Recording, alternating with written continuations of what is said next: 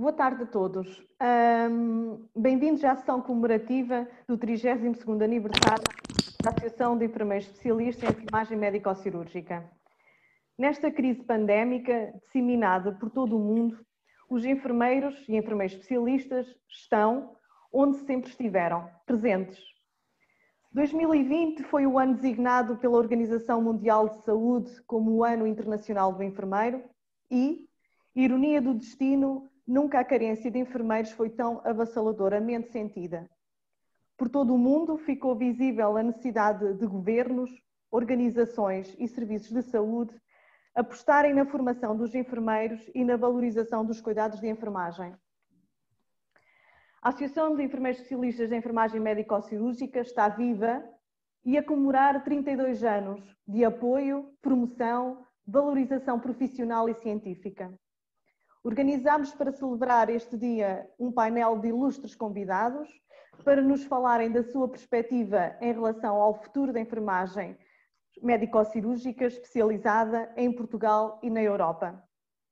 Termino estas boas-vindas desejando parabéns a todos, os enfermeiros especialistas em enfermagem médico-cirúrgica, e passo a palavra ao nosso moderador, o enfermeiro Rui Gonçalves. Obrigada. Muito obrigado e muito boa tarde, espero que me estejam a ouvir bem.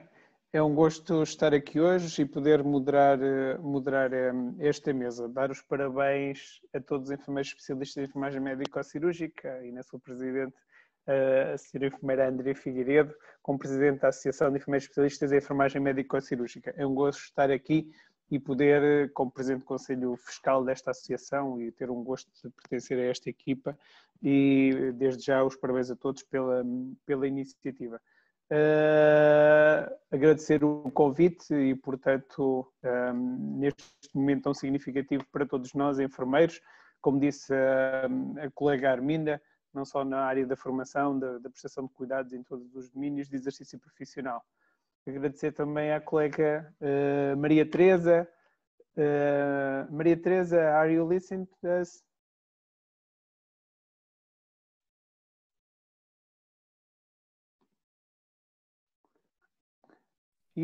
Okay. Yes, I can understand. I can listen, I can understand.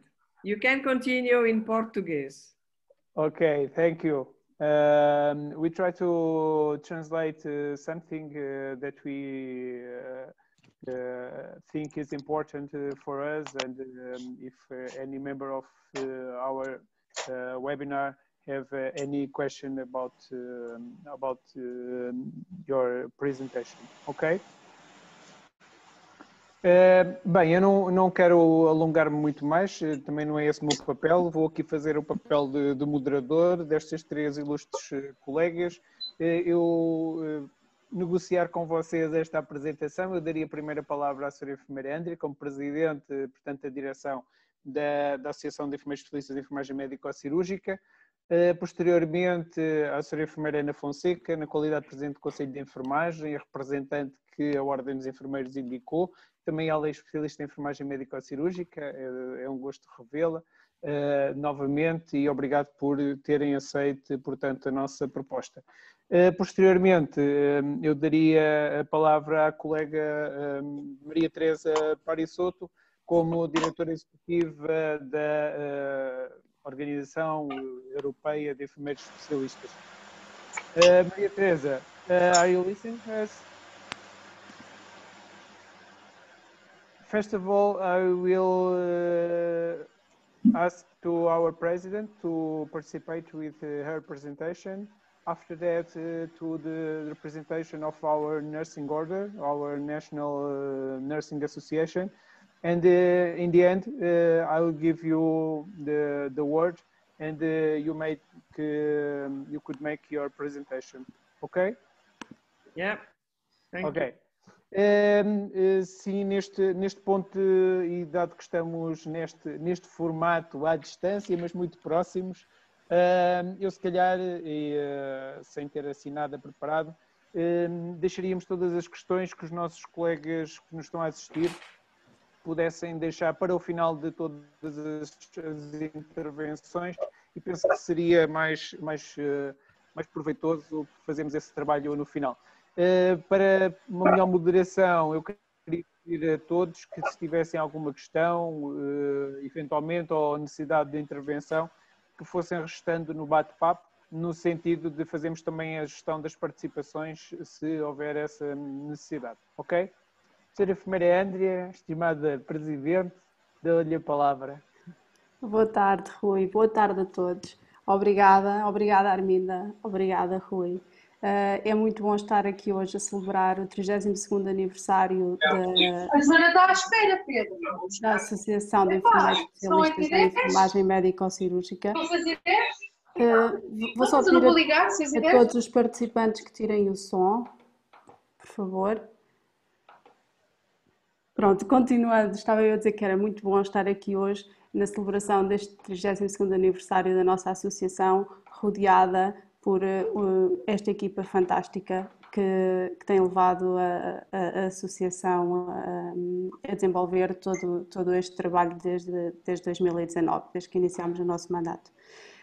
O que eu vos trago aqui é uma breve contextualização e informação sobre o que temos feito e sobre o que vamos fazer no nosso curto futuro, ou melhor, no nosso curto futuro, curto, médio prazo, e depois então passarei a palavra às restantes palestrantes que efetivamente irão realizar a conferência sobre o futuro da enfermagem médico-cirúrgica especializada em Portugal e na Europa.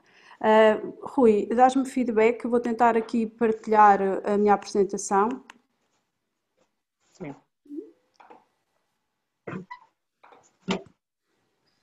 Ok. Podes pôr em modo de apresentação. Já está? Já Okay. está. Já aparece. Ótimo. Obrigada. Pronto, então, como estava eu a dizer, 32 anos, isto quer dizer que a nossa associação nasceu em 1988 e desde 1988, pelas mãos da sua primeira presidente, a cara professora Nídia Salgueiro, que felizmente tivemos o prazer de entrevistar neste passado fim de semana e que em breve divulgaremos a sua entrevista também nas nossas redes sociais, e que ainda tem excelentes contributos a dar à enfermagem, fruto de toda a sua sabedoria. Em 1988, então, no seio de vários colegas, que foram os sócios fundadores da nossa associação, foi registada a Associação de Enfermeiros Especialistas em Enfermagem Médico-Cirúrgica em Tondela. E foi criada com o intuito de defender, de promover e de valorizar profissionalmente e também cientificamente a prática especializada em enfermagem médico-cirúrgica. Onde estamos e para onde vamos? É, no fundo, o título desta apresentação, porque é sobre isto que eu vos vou falar. Somos então uma associação sem fins lucrativos e isso é importante, todos nós trabalhamos aqui pro bono, no fundo é um exercício de cidadania o que fazemos, promover a enfermagem médico-cirúrgica, criar estas oportunidades para nós e para os nossos colegas e no fundo dar espaço aos enfermeiros especialistas em enfermagem médico-cirúrgica para que possam partilhar uns com os outros as suas experiências, as suas aprendizagens e para que possam crescer juntos. Pretendemos também, claro, motivar. Esta nossa associação conta atualmente com cerca de 425 associados. Neste momento nem todos estão ativos, mas o total ronda os 425. É uma associação que está aberta a todos os enfermeiros especialistas em enfermagem médico-cirúrgica e nós alterámos este ano os nossos estatutos para permitir que também os enfermeiros especialistas em enfermagem médico-cirúrgica na área da enfermagem à pessoa em situação crítica, à pessoa em situação crónica, à pessoa em situação paliativa e à pessoa em situação perioperatória também pudessem inscrever-se na nossa associação e dar os seus contributos e ter os benefícios de serem nossos associados. Só se pode inscrever quem efetivamente tiver o título atribuído pela Ordem dos Enfermeiros, o título de especialista numa destas áreas ou em enfermagem médico-cirúrgica atribuído pela Ordem dos Enfermeiros. Destina-se a defender os interesses dos enfermeiros especialistas, como eu disse há pouco, nestas áreas de especialização reconhecidas nos aspectos de desenvolvimento, promoção, valorização profissional e científica. A nossa associação tem então como missão promover a excelência da enfermagem especializada e a sua divulgação através de projetos de formação, investigação e desenvolvimento. A sua visão, no fundo, nós ambicionamos ser uma associação inovadora, motivadora e de referência na enfermagem especializada em médico-cirúrgica. Os nossos valores são a competência, a credibilidade, a responsabilidade, a qualidade, o dinamismo e a cooperação. E fruto desta cooperação, já este ano conseguimos estabelecer algumas parcerias. Em curso, o que é que nós temos atualmente a decorrer? Porque fizemos de facto uma grande revisão documental este ano, revimos os nossos estatutos e atualizámos os nossos estatutos, foi tudo aprovado em Assembleia Geral, revimos o nosso regulamento eleitoral e criámos também regulamentos de prémios de investigação, regulamentos núcleos de enfermagem médico-cirúrgica nas 4 áreas reconhecidas, em que vocês, enfermeiros especialistas na médico-cirúrgica, se podem propor para pertencer a esses grupos. Isso ajuda-nos, de certa forma, a identificar melhor os nossos sócios e a tentar perceber quais são as suas áreas de expertise e de colaboração com a associação, porque a associação não é apenas dos órgãos sociais, é de todos os seus sócios e nós precisamos da colaboração de todos. Por exemplo, agora em curso temos a colaboração com a Secção Regional do Centro da Ordem dos Enfermeiros no projeto das consultas de enfermagem à distância.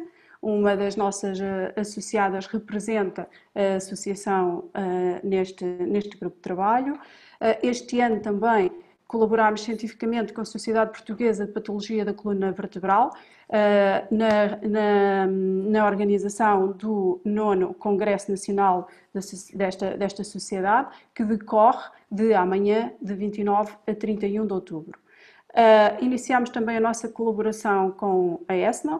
Thank you, Maria Teresa, and thank you, Bear. He's not there, he's not here, but thank you to Bear.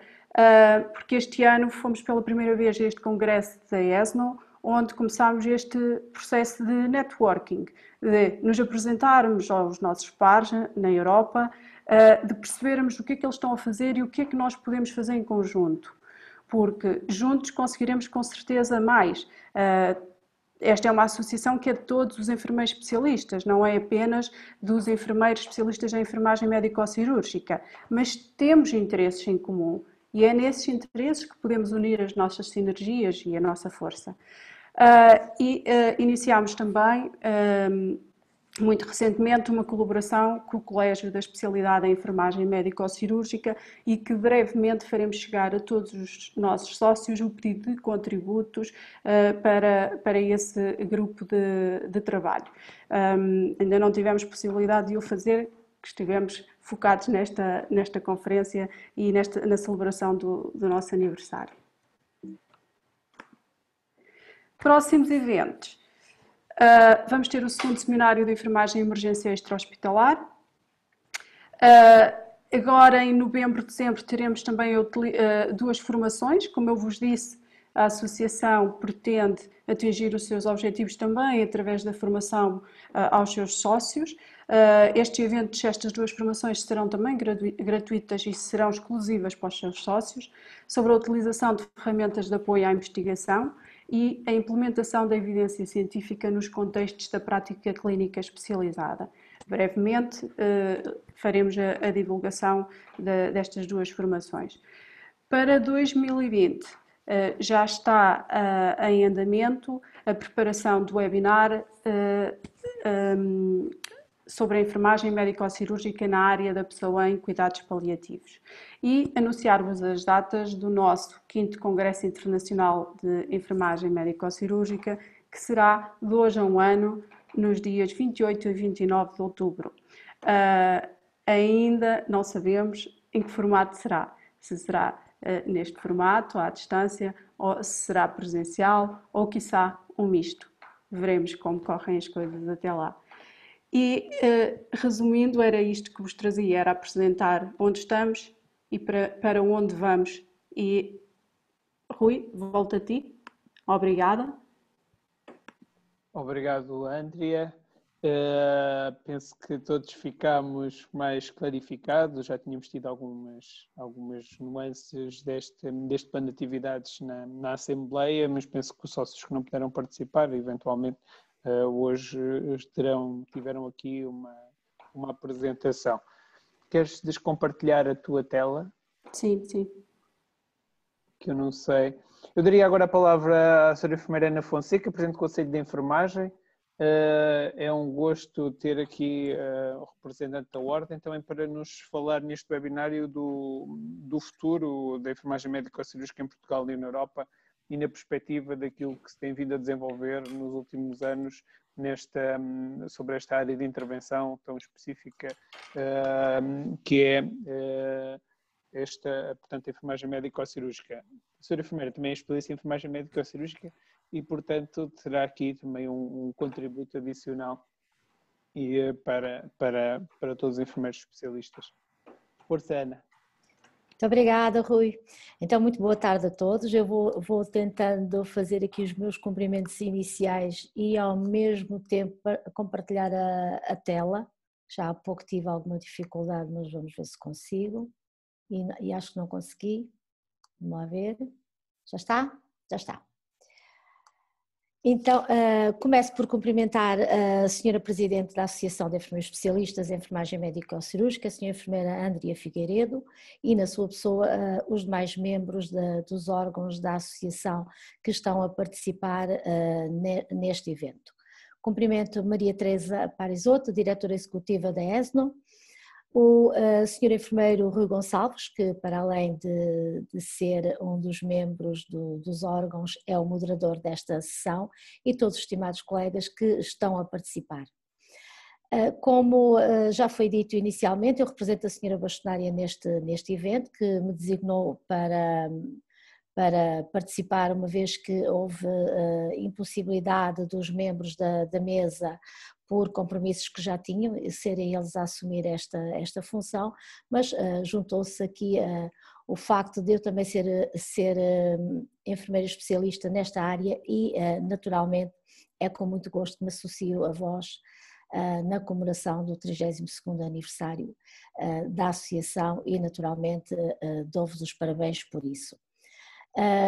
Dizer-vos que estamos antecipadamente gratos por todo o trabalho que possam vir a desenvolver no sentido de desenvolvermos esta área de especialidade clínica, a enfermagem médico-cirúrgica.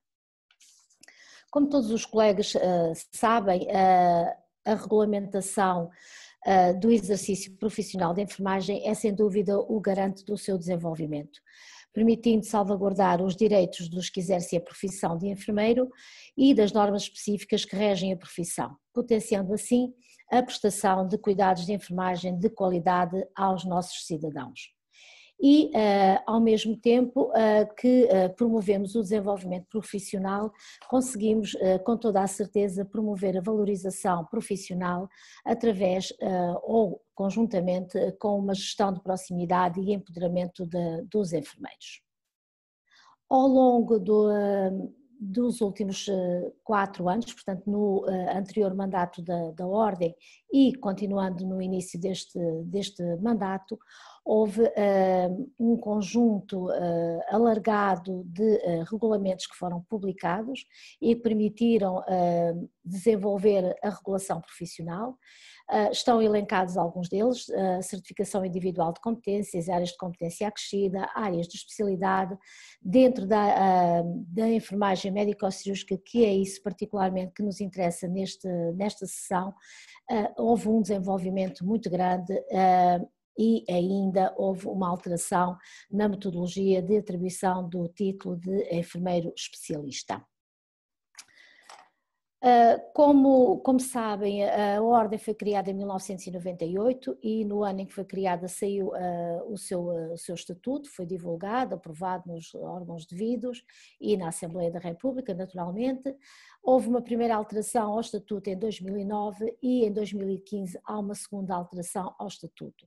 Já nesta primeira alteração de 2009 havia alguns aspectos que eram extremamente importantes e que não chegou a ser desenvolvida a regulamentação relativamente a essa alteração no que concerne à atribuição do título de enfermeiro especialista.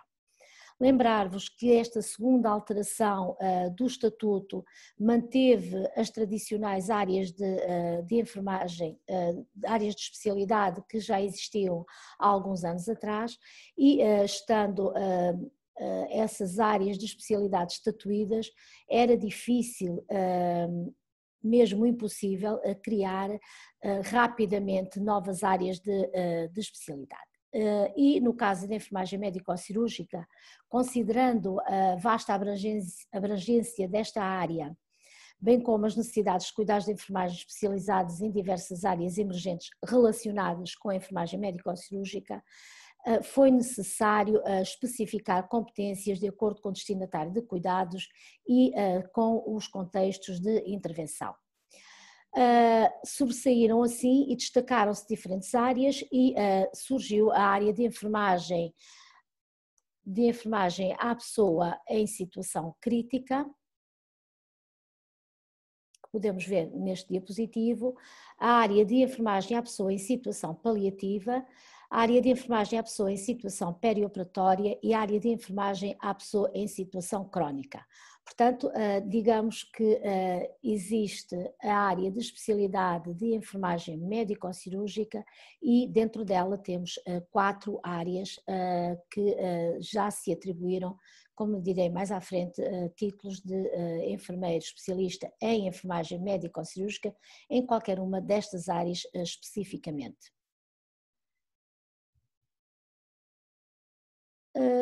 Dizer-vos que em 2017 houve um trabalho, começamos ainda em 2016, mas em 2017 culminou, mas foi mesmo no final do ano, um trabalho muito intenso em que naturalmente houve uma participação muito ativa da mesa do Colégio da Especialidade que na altura estava em exercício de funções para a regulamentação das competências específicas do enfermeiro especialista em enfermagem médico-cirúrgica nas diferentes áreas, para a elaboração do programa formativo em enfermagem médico-cirúrgica nas diferentes áreas e, naturalmente, para os padrões de qualidade dos cuidados especializados em enfermagem médico-cirúrgica. Esta regulamentação, estes programas e os padrões foram aprovados na Assembleia do Colégio, posteriormente foram aprovados numa Assembleia Geral já em 2018 e depois foram homologados por despacho da Sua Excelência o Sr. Secretário de Estado Adjunto da Saúde, na altura do Dr. Fernando Araújo, e posteriormente publicado em Diário da República, que é o regulamento número 429 de 2018, de 16 de julho. O programa formativo e os padrões de qualidade podem encontrar informação sobre eles no site da Ordem, no separador do desenvolvimento profissional, na respectiva área de especialidade. Então, este regulamento número 429 de 2018 leva-nos às diferentes competências específicas nesta área de especialidade. E, desde logo, começa por nos definir umas competências gerais da enfermagem médico-cirúrgica que, quando iniciámos o mandato anterior, já tínhamos constatado anteriormente, mas verificamos a premência de se definirem estas competências gerais, que são estas 3 que estão elencadas neste diapositivo e que sobre as quais não me vou deter muito, que provavelmente a maioria dos colegas também já as conhece. Na área de enfermagem à pessoa em situação crítica, no artigo 3º deste regulamento, estão as competências específicas relativamente a esta área: cuida da pessoa, família e cuidadora, vivenciar processos complexos, peço desculpa, da doença crítica e ou falência orgânica, dinamiza a resposta em situações de emergência, exceção e catástrofe da concepção à ação e maximiza a prevenção, intervenção e controle da infecção e de resistência a antimicrobianos perante a pessoa em situação crítica e ou falência orgânica, face à complexidade da situação e à necessidade de respostas em tempo útil e adequadas. Também, como vos disse, está definido um programa formativo que tem duas componentes, obviamente o programa formativo teórico e uma componente clínica, e em qualquer uma das áreas estão definidas estas duas competentes.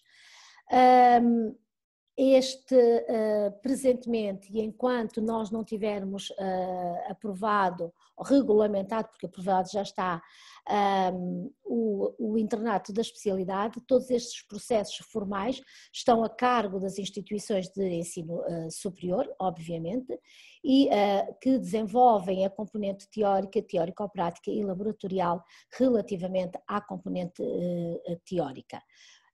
Previsto num formato de um ciclo de estudos de mestrado, com um mínimo de 90 ECTS, sendo que 45 ECTS, pelo menos, serão dedicados a esta componente, digamos que teórica, durante a qual serão desenvolvidas conteúdos que deem resposta ao desenvolvimento das competências comuns a todas as especialidades e veem algumas áreas temáticas que são aconselhadas e depois estão discriminadas também num programa formativo, podem encontrar também no tal separador de desenvolvimento profissional no site da Ordem, e que versam sobre a enfermagem, investigação, gestão, ética e deontologia com um mínimo de 12 ECTS. E depois, nesta área da pessoa em situação crítica e para o desenvolvimento, contribuindo para o desenvolvimento das competências específicas nesta área, também um programa formativo que terá pelo menos 33 ECTS e que versará sobre estas áreas temáticas que estão assinaladas no diapositivo à vossa direita. O programa formativo está mais discriminado no tal separador que vim a citar. A componente clínica realizar-se-á em equipas, serviços que sempre sob a supervisão direta de enfermeiro especialista nesta área e defendemos que deverá ser em serviços que estejam acreditados para o efeito pela estrutura de idoneidades da Ordem dos Enfermeiros, processo que está em desenvolvimento neste momento. Portanto, neste momento não é uma situação exigível, uma vez que ainda não estão acreditados. Para além de uma componente direta clínica de estágio, de exercício, que será sempre supervisionado, haverá também um relatório e que se prevê que no futuro seja alvo de uma discussão pública e que inclua obrigatoriamente uma componente de investigação e para o qual serão dedicadas no mínimo de 200 horas. É obrigatório que esta componente clínica se realize nos serviços que estão aqui anunciados e o enfermeiro que se encontra a frequentar esta formação deverá optar por um dos contextos também que estão assinalados à direita. Relativamente à área de enfermagem à pessoa em situação paliativa, no artigo 4º estão definidas as competências específicas,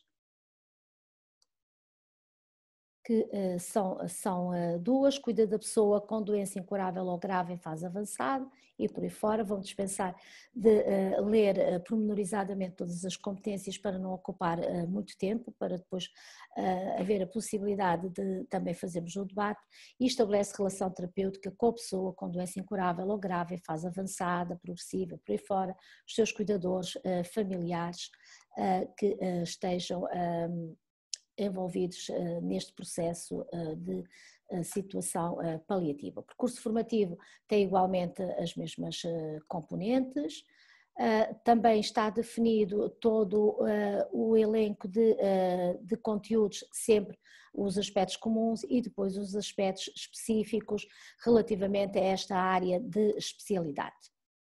programa formativo, a componente clínica, também as 1000 horas em contextos clínicos e depois o tempo para a elaboração do relatório e depois os locais em que poderá ser desenvolvida esta componente clínica.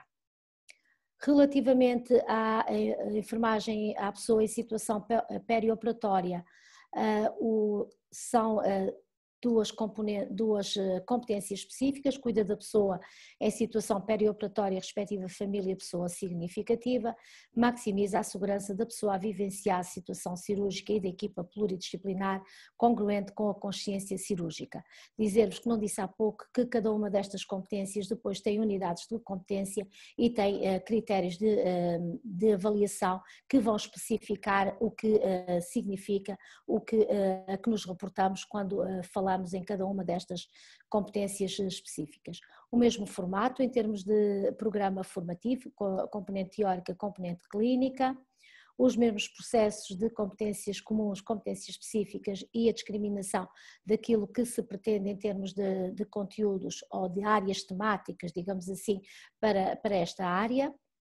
E depois, também relativamente à componente clínica, a obrigatoriedade de realizar num bloco operatório convencional ou ambulatório e depois a opção de uma destas unidades que estão aqui referidas. Dizer-vos também que em qualquer uma destas situações há um tempo mínimo obrigatório para cada contexto. E na pessoa em situação crónica o formato é semelhante, com duas competências específicas: cuida da pessoa e família, cuidadores a vivenciar a doença crónica, maximiza o ambiente terapêutico e articulação com a pessoa, família, cuidadores a vivenciar a doença crónica. O mesmo formato para o programa formativo. E os processos formais desenvolvidos nas instituições de ensino superior, com a componente teórica, teórico-prática, laboratorial, as áreas temáticas que devem ser desenvolvidas e que, como disse há pouco, estão discriminadas no programa formativo. E depois a componente clínica também com a designação e a possibilidade destes dois diferentes elencos e opção por um deles. Reparo agora que está aqui um erro, que não é sempre as 250 horas em cada contexto, é variável e poderão fazer o favor de corrigir quando fizerem a leitura do regulamento. Como disse há pouco, todo este processo de desenvolvimento foi acompanhado de uma alteração também da metodologia de atribuição do título de enfermeiro especialista. Dizer-vos que neste momento, cerca das 11 horas de hoje, do dia 28/10, tínhamos em enfermagem médico-cirúrgica, o tradicional, 4.469 títulos profissionais atribuídos e depois em cada uma das áreas os valores que estão aqui apresentados: 130 paliativa, 100 crítica, 82 situação perioperatória e 33 em situação crónica. Há pouco, quando a enfermeira Andrea falou no número de enfermeiros da associação, é aproximadamente 10% dos enfermeiros que têm o título profissional nesta área. Penalizo-me também porque também não sou membro da associação. Esta metodologia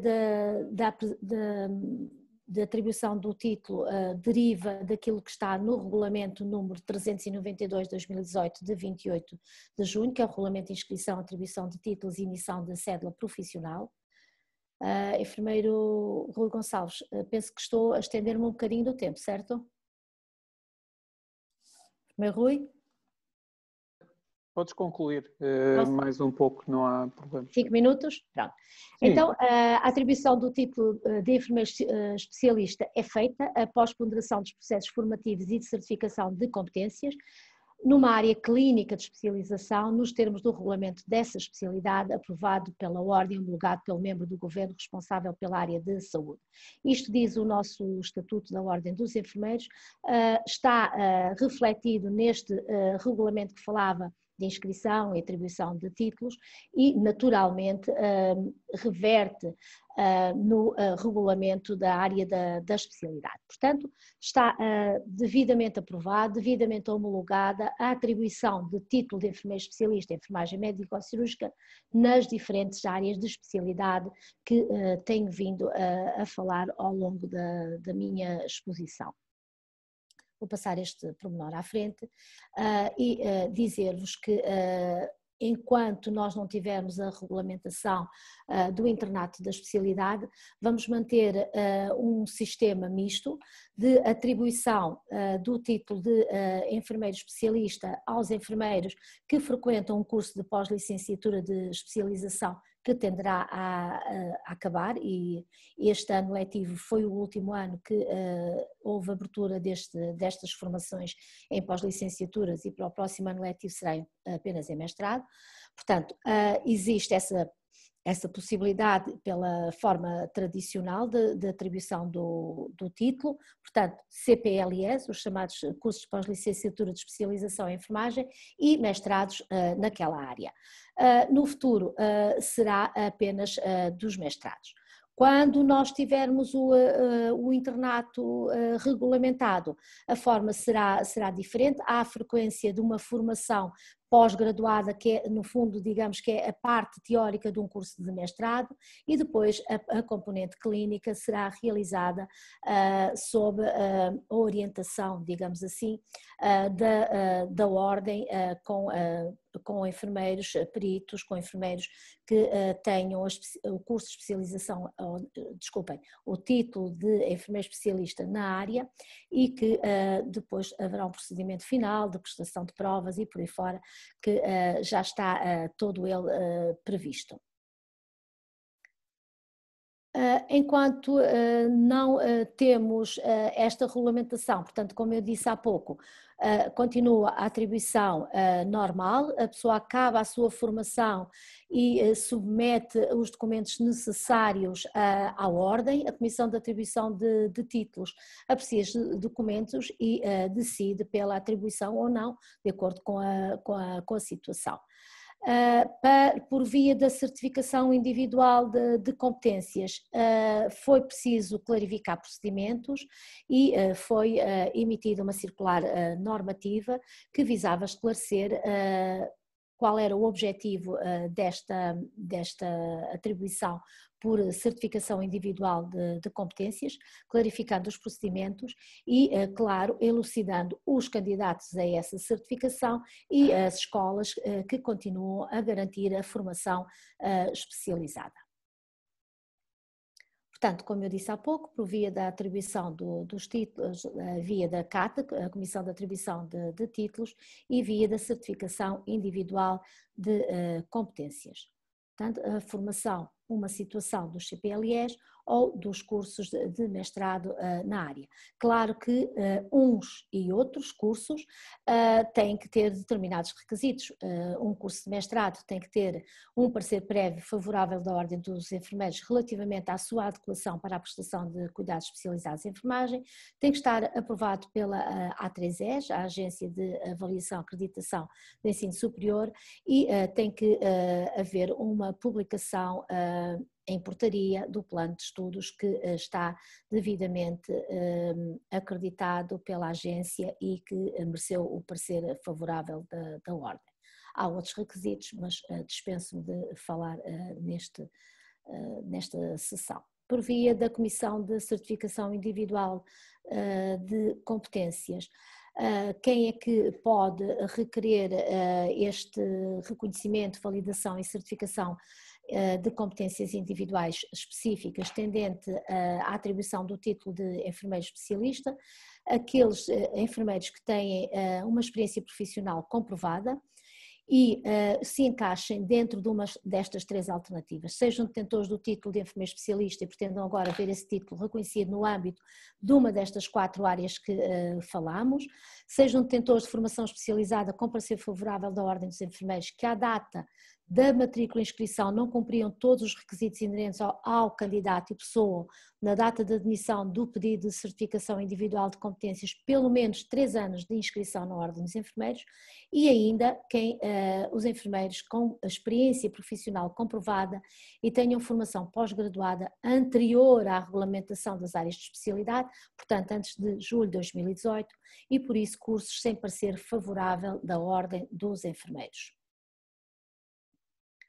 Este pedido de certificação de competências é feito no balcão único, apresentando um portfólio que traduza a aquisição e desenvolvimento das competências específicas e, naturalmente, apresentando os documentos que comprovam o cumprimento dos requisitos que são exigidos. Depois é apreciado por uma comissão que foi designada para este efeito e que faz a proposta de certificação ou não à Comissão de Atribuição de Títulos. E chegados aqui, impõe-se a questão: qual o futuro da enfermagem médico-cirúrgica especializada em Portugal? Sem dúvida que esta definição das diferentes áreas de especialidade dentro da enfermagem médico-cirúrgica veio já trazer um desenvolvimento desta área e um aprofundamento em cada uma destas áreas que foram definidas. Mas sem dúvida que o futuro passa por trilharmos um caminho que terá de englobar a construção de indicadores sensíveis aos cuidados de enfermagem especializada e enfermagem médico-cirúrgica, aprofundando aquilo que é o core específico de cada uma das áreas. A definição do padrão documental na área da enfermagem médico-cirúrgica, a assunção da responsabilidade e autonomia em determinadas intervenções que exigem uma elevada diferenciação, a afirmação da responsabilidade do enfermeiro especialista em enfermagem médico-cirúrgica na gestão do regime terapêutico, em particular nas áreas de enfermagem à pessoa em situação crónica e à pessoa em situação paliativa e, sem dúvida, que o desenvolvimento de projetos de investigação enquadrados nas linhas de investigação definidas pela Ordem, atentas às diferentes áreas de especialidade, será também uma forma de promovermos o desenvolvimento da enfermagem médico-cirúrgica especializada em Portugal e, sem dúvida, que terá também reflexos noutros países. Associado a todo este processo que falei sobre a definição de diferentes áreas, tem estado sempre um lema para uma visão de transformação que todos conhecem, com certeza, que é o Ninguém Está Sozinho, e que tem a ver com o recuperar o orgulho em ser enfermeiro e, por que não, recuperar o orgulho em ser enfermeiro especialista, aquilo que durante tantos anos tem sido esquecido. Assenta na comunicação de valores, do foco na profissão e nas pessoas, numa gestão de ativos sério, uma liderança e intervenção, integridade, colaboração, inovação, sempre com proximidade, envolvência, paixão, emoção e com muito profissionalismo, que, como é óbvio, esperamos de todos aqueles que são enfermeiros especialistas em enfermagem médico-cirúrgica e que os quais nesta fase tão difícil estão a ser chamados diariamente para ajudar na prestação de cuidados especializados altamente diferenciados às pessoas que têm sido acometidas da Covid-19. Muito obrigada pela vossa atenção. Obrigado, enfermeira Ana, pela participação. Penso que foi aqui dado o alerta pelos membros da direção. Caso os colegas tenham algum comentário a fazer ou alguma questão, podem ir anotando e eventualmente nós também vamos registando as questões que vão colocando e eventualmente depois terão a oportunidade de as colocar aos nossos intervenientes. Obrigado. Só este alerta. Immediately, I give the word to our friend Maria Teresa. Thank you for your participation. We have someone with sound. We try to fix that. Can I share the screen? Wait a moment, Maria Teresa. We are listening. Someone else. Okay, no? Okay, thank you, Maria Teresa, for your participation and for accepting our invitation. It's a pleasure for us to be here in our webinar. It's a pleasure also because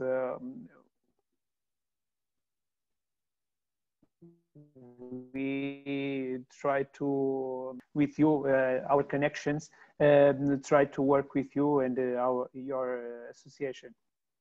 At this moment, you are free to present your what you have to us, and it's your event to present, make your presentation in English, because I hope that you.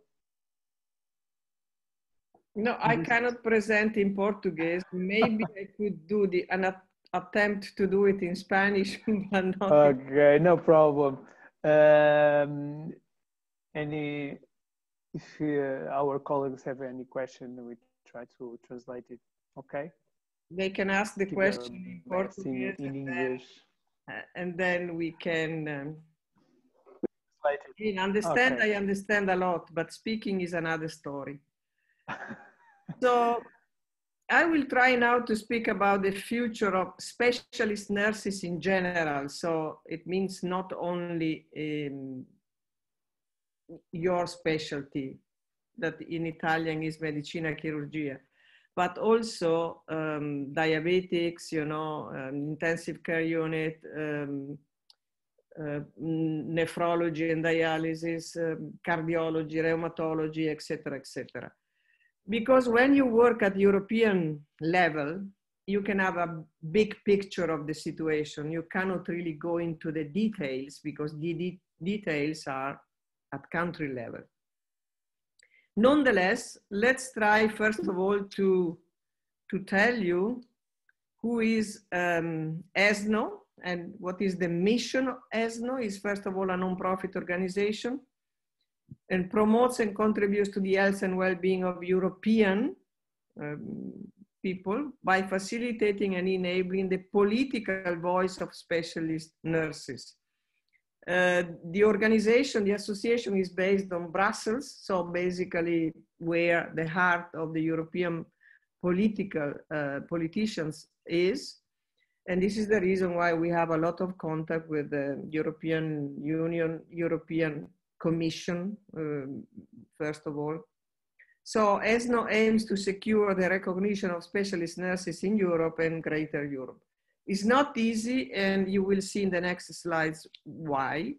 The vision is to promote, support, and develop academically accredited training program for qualified specialist nurses to address quality and safety of care, mobility of workforce within Europe. For example, in this period of crisis with the COVID, it would have been really important to have the possibility to move freely from one country to the other, because there were some countries missing specialized nurses, and in other countries maybe they were not requested, or not so many, let's say, but this is still not so easy. So the main goal of ESNO is to be the official voice of specialist nurses. We really would like to be the voice of specialist nurses in Europe, to represent the mutual interest and benefit of the individual European Specialist Nurses Association, and to facilitate and provide an effective framework for communication and cooperation between European specialist nurses and relevant European non-governmental organizations like the European Medicine Agency, the European Health Workforce Planning and Forecasting, the support for the Health Workforce Planning and Forecasting Expert Network Organization, but there are many others that we are working with, and we are frequently requested to be part even of the committee, you know, the defining and deciding certain situations. So it is quite important. Recently, in May, we started a Caring for Nurse campaign So joining together to give nurses voice, because if you remember in March, April, due to the crisis with COVID, the nurses were suddenly became heroes, you know, so important, recognized. And we took that opportunity and we said, the applause should not go down. We have to continue. People need to continue to think about the nurses, what they are thinking today. So that's why we started a campaign. And the first act of this campaign was a virtual event on the International Nurses Day, the 12th of May. We were having several speakers and some guest panel. And of course, we are using quite a lot social media, that means Twitter and Instagram and Facebook, to promote constantly the professionality of the nurses and the importance of the nurses in the healthcare scenario. If we look at the healthcare policies today, for example, the WHO is saying that accessibility of care for everybody, health equality, safety and quality of care. So we saw that there are more and more nursing specialties across Europe, but still, unfortunately, still today not recognized, acknowledged in the directive 2013-55 EU. Now, if we go to see briefly this directive that was became official in November 2013, and the aim of this directive was increasing cross-border professional mobility, particularly where patterns of demand have been significantly changed by demographic factor, reducing the level of professional protectionism, you know, at country level, and bringing the directive into a closer alignment with, another directive related to market growth. So the directive aim was also to drive to simplify also targets qualification. If you look at which professional they were included, it was the recognition of medical doctors, general care nurse, not the specialists, so only the general care nurse, dentist, midwife, veterinary surgeon, pharmacist, and architect. This of the general care nurse is a little bit of a problem, because I could ask a question to all of you. Does the general nurse exist today? Honestly, I don't think so, because wherever you go to work, you need to be specialized. Otherwise, you're not able to do your work properly. But from the legal point of view, from the legislation point of view, you can see that still they consider the general care nurse and not really the specialized nurse. So we have to work in this direction. So the new directive did a route to wider automatic recognition for professional qualification, but as I said, not the specialist. And the introduction, this is an important point, of a common training framework. Because if we want the recognized at European level, we need to have at least a common training framework. It means that inside this framework, each country can have some specificity, but the general framework should be the same for all European countries. And here, when we speak about the European countries, we have a problem, because to have anything recognized as accepted, you need to have at least 2/3 of the so-called member state, that means the individual countries, accepting it, approving it.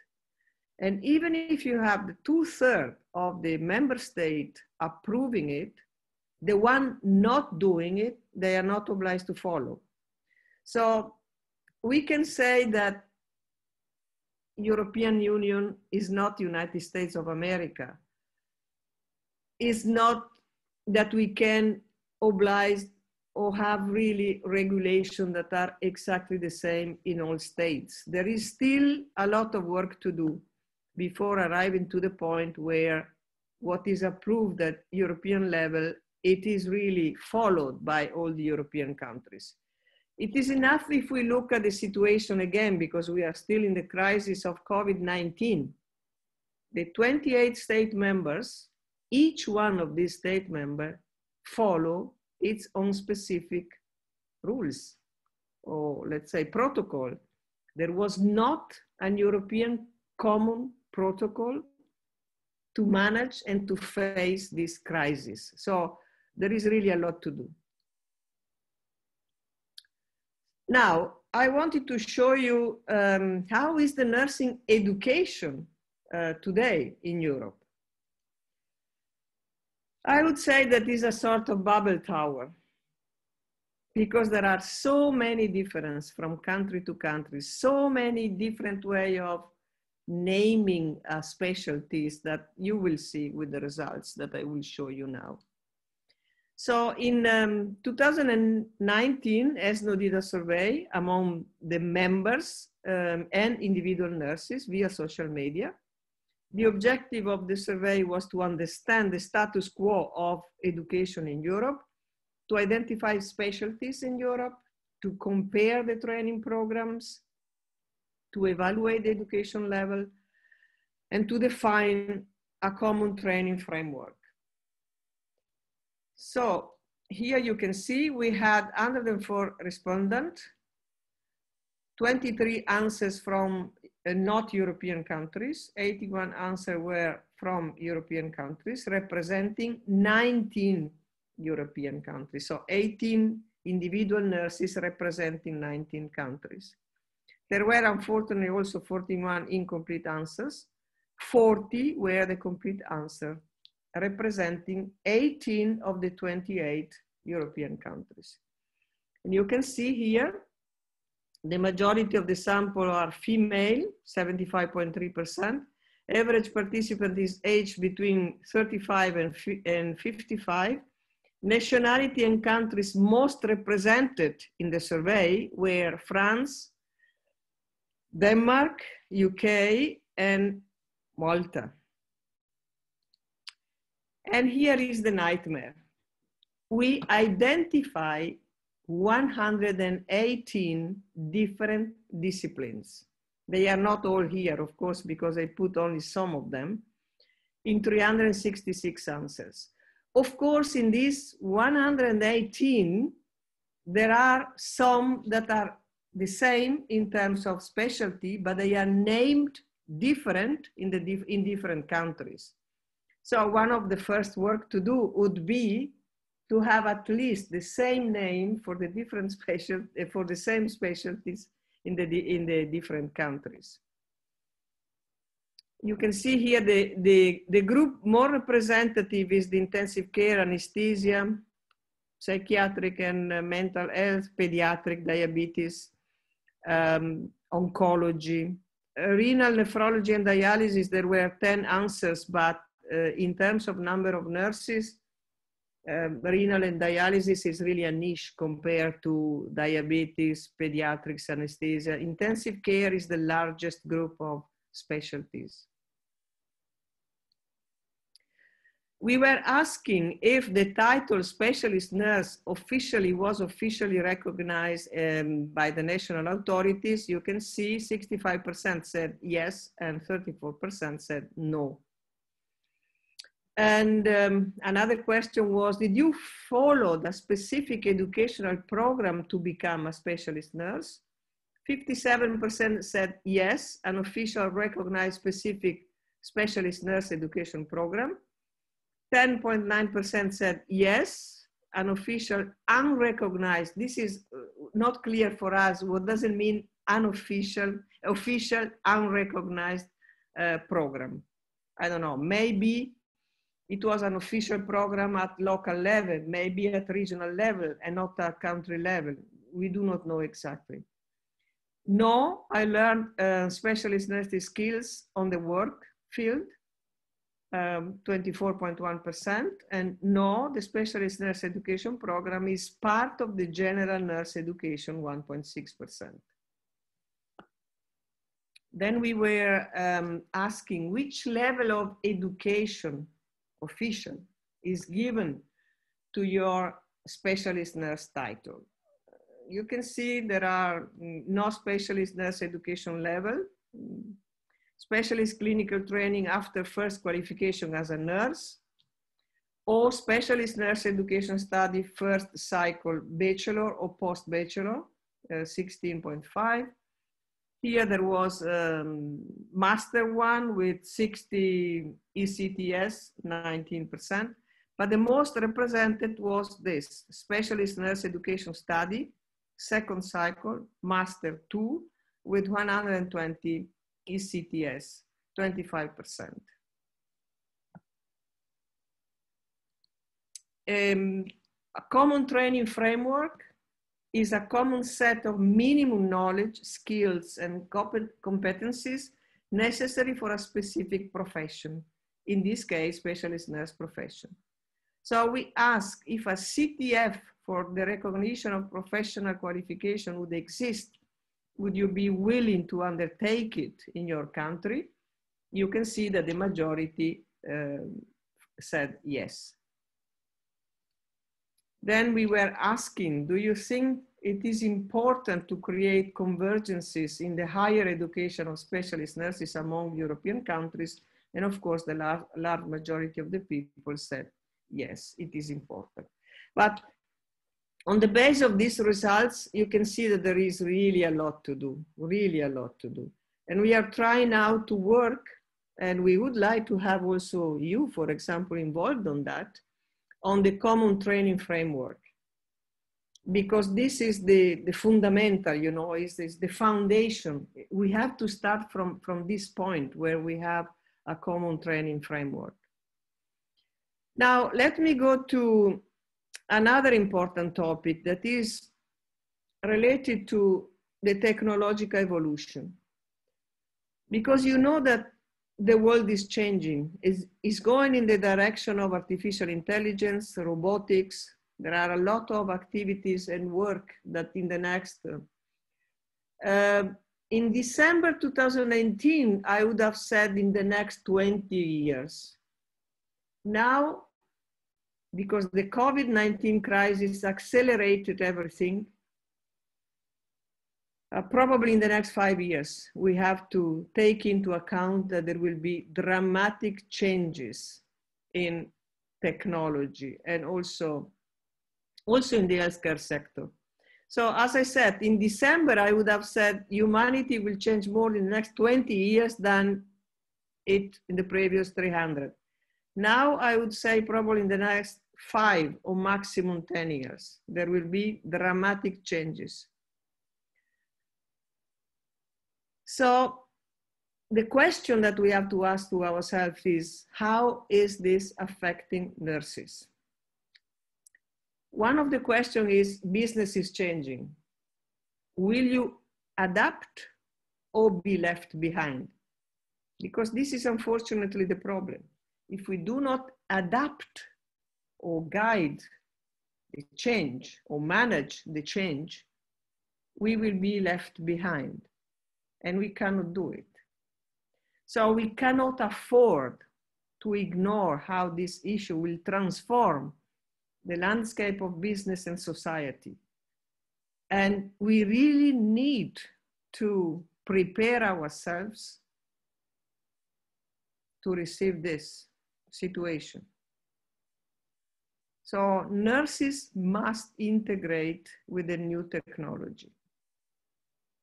There are already in Japan nurses robot for the elderly, for example, serving the elderly, doing basic, let's say, basic things that can be done by a robot, of course, not important things. So we have to prepare ourselves. So if we look, for example, at the situation, how it will be in 2021, that means next year. the artificial intelligence market for healthcare is projected to reach almost 7 billion. The market for robots in healthcare is predicted to hit 2.8 billion. Currently, 63% of healthcare executives worldwide are investing in artificial intelligence technologies. And 74% of executives plan to invest.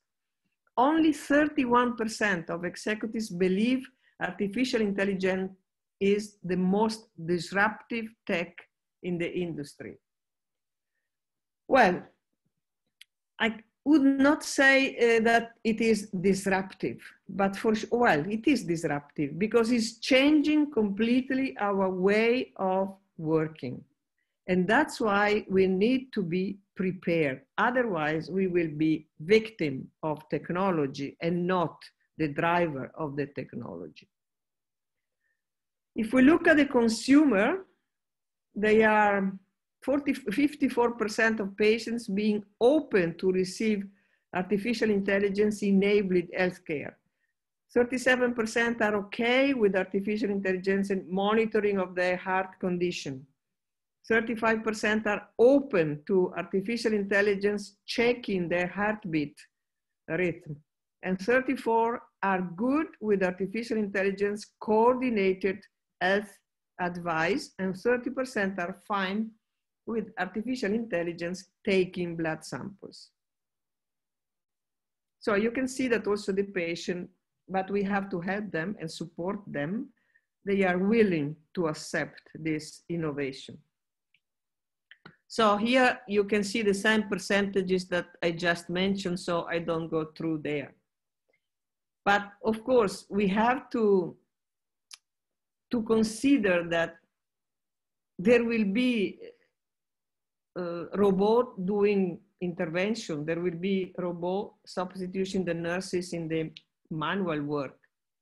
So we really have to take this into account and not to be afraid, but we have to manage it and not to be victim of it.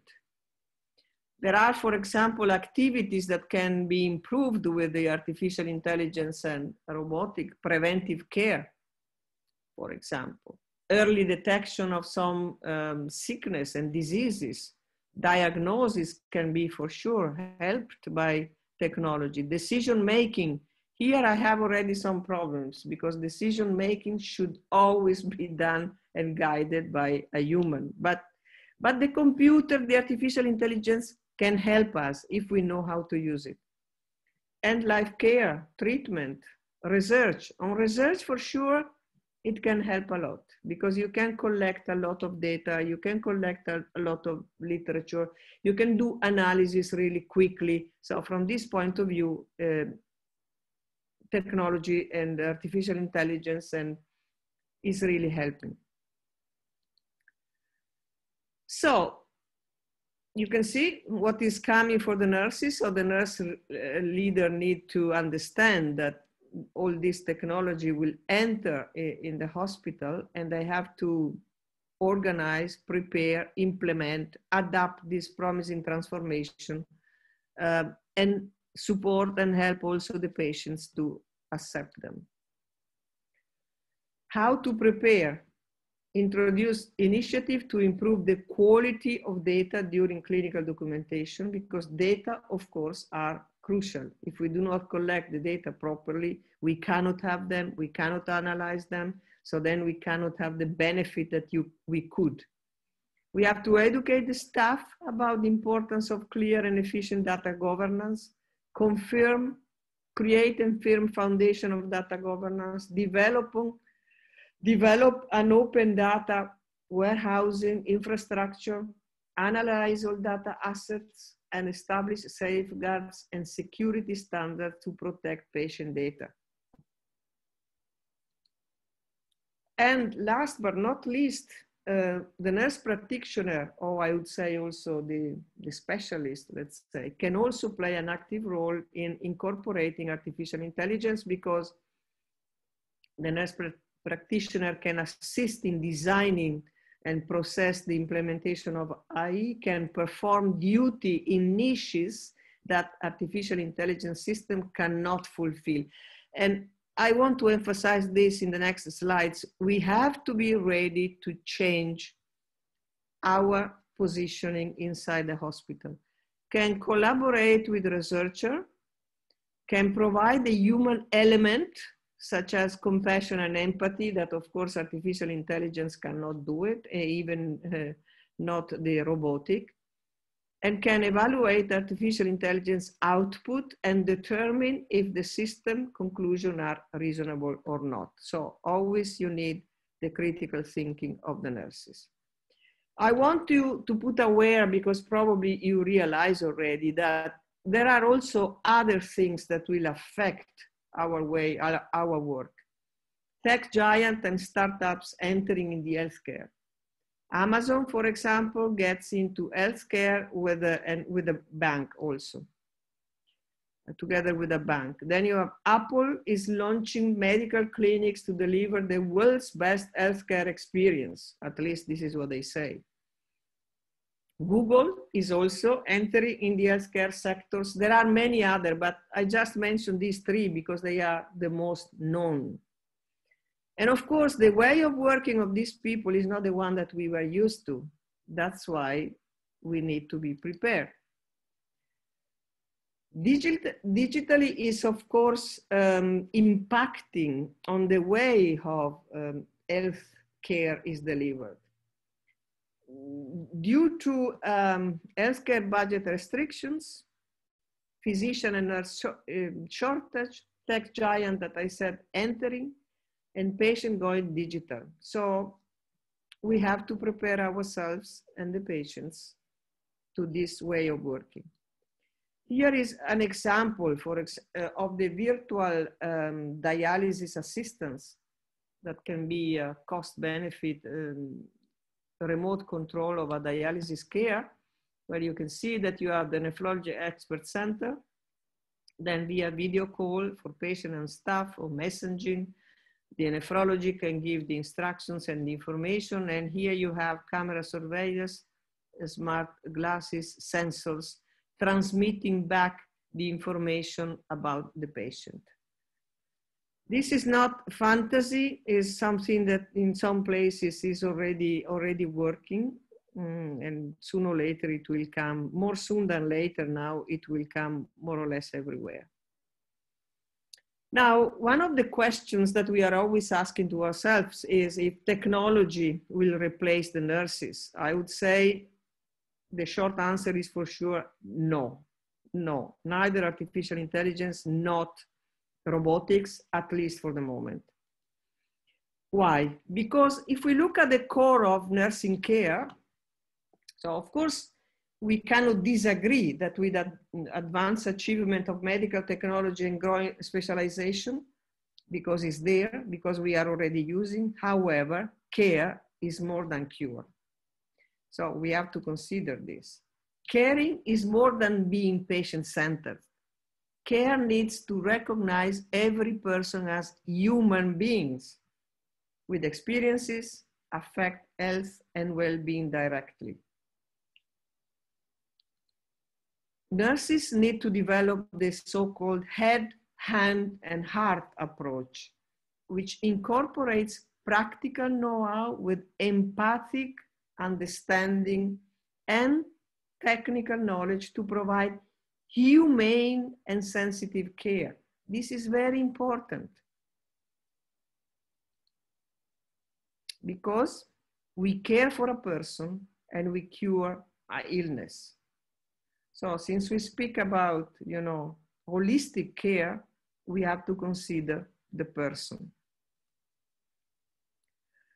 So we have to balance the technology and the compassion.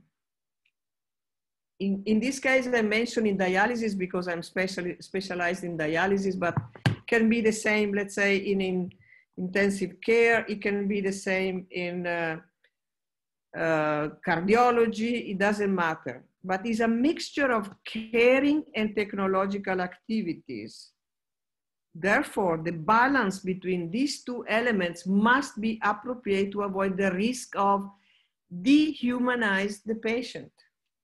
We have to be really careful.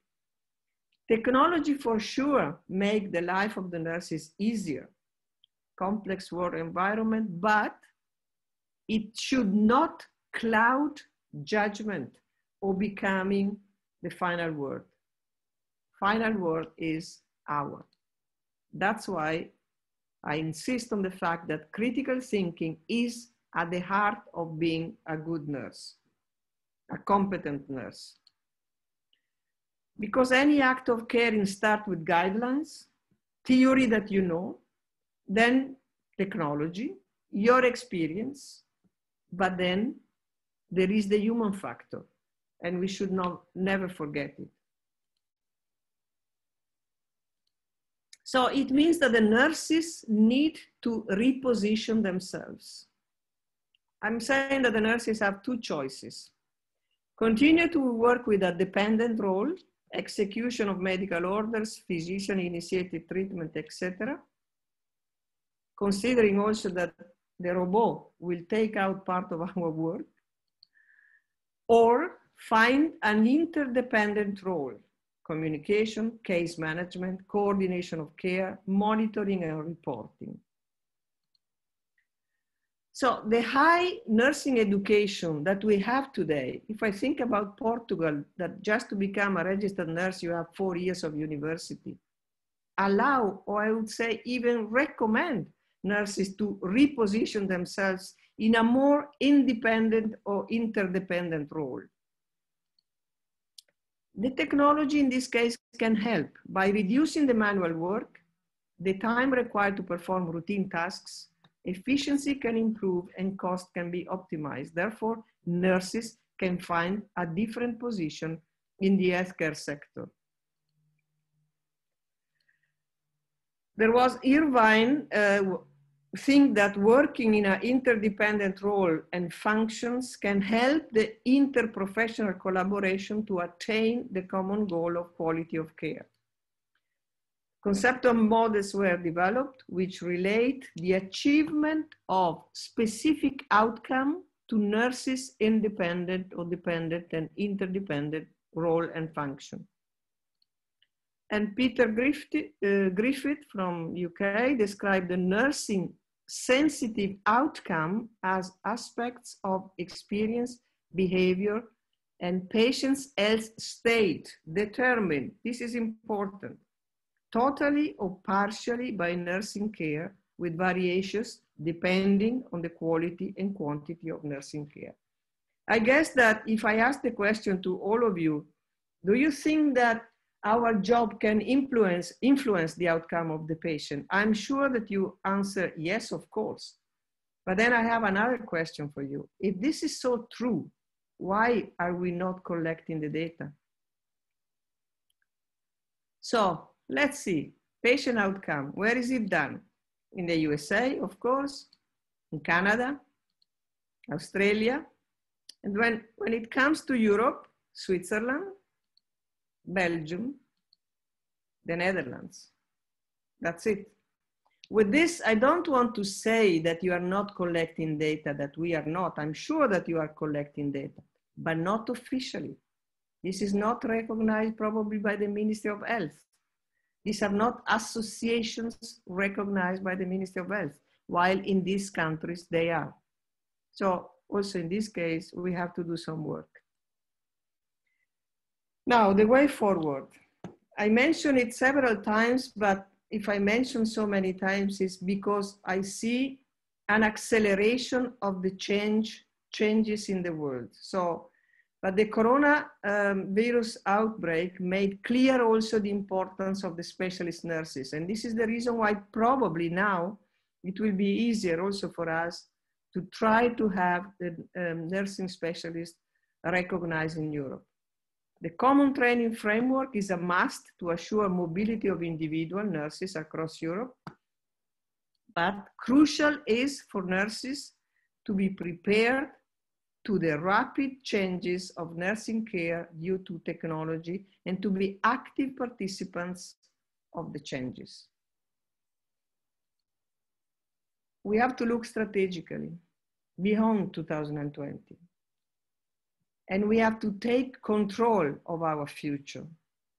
Otherwise, we will stay at the mercy of the fate. And this is really something that I would not like.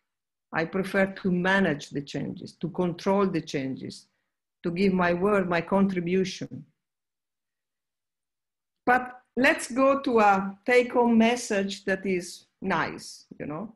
A man or a woman, but who works with his hand is a laborer. A man who works with his hand and his head is a craftsman. A man who works with the hands, the head, and the heart is an artist. And I really hope that all the nurses feel themselves as the artist of the healthcare.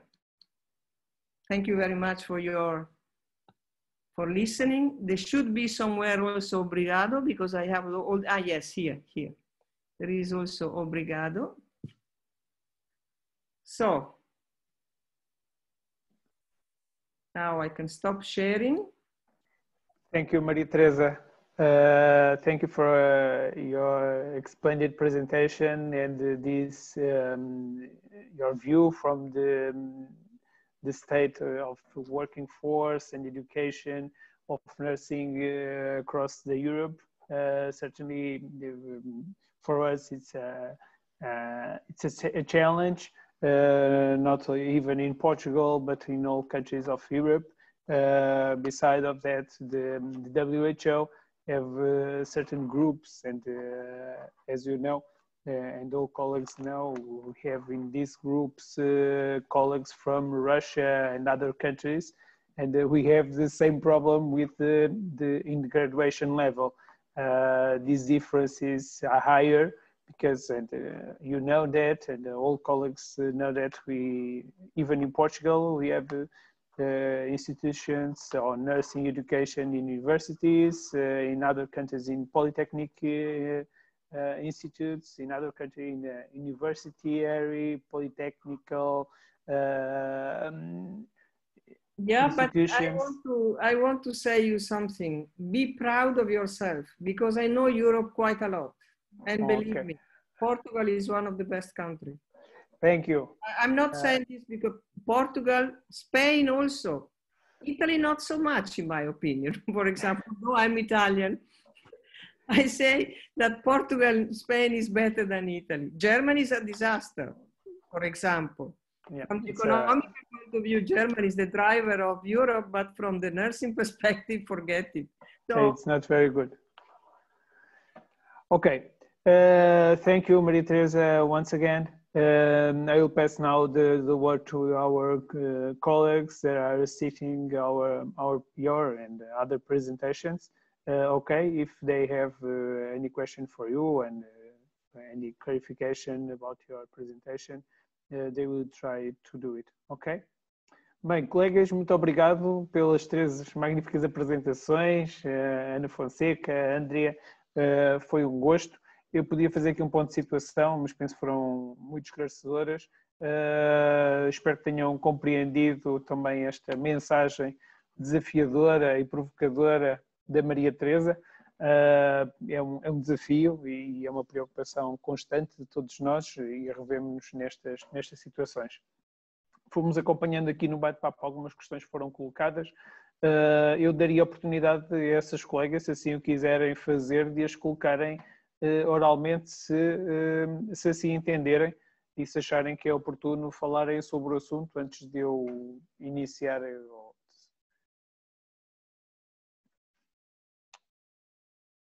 Penso que a primeira foi a colega Arminda, colocou aqui uma questão sobre o regulamento 168/2011. Penso que este é o regulamento de individualização das especialidades, se estaria em vigor ou não. Não sei se a enfermeira Ana Fonseca nos consegue clarificar sobre isto.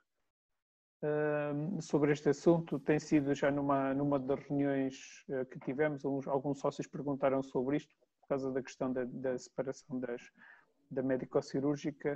Não sei se a enfermeira Ana Fonseca tem alguma informação adicional. Não, posso responder. Não está em vigor. 168/2011 não está em vigor. Ok. Os regulamentos que foram publicados anularam, portanto, revogaram a sua existência. A outra questão também foi, pronto, tem a ver com as dotações da colega Dora Ledo, também dirigida para a colega Ana Fonseca, que tem a ver com as dotações, portanto, não só da enfermagem médico-cirúrgica, mas na área dos cuidados de saúde primários. Eu conheço a colega Dora Ledo, ela é enfermeira especialista em enfermagem médico-cirúrgica e deixou o contexto. Dora, está por aí? Não quer colocar a questão ou expor, se calhar?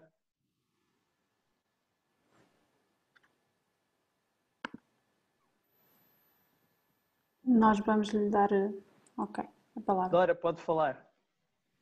Olha, Alice, deixa-me falar. É que eu estou aqui com os meus dois pequenitos e não sei se isto vai ser fácil. Olha, a mamãe Alice, dá só... Oh, Moura.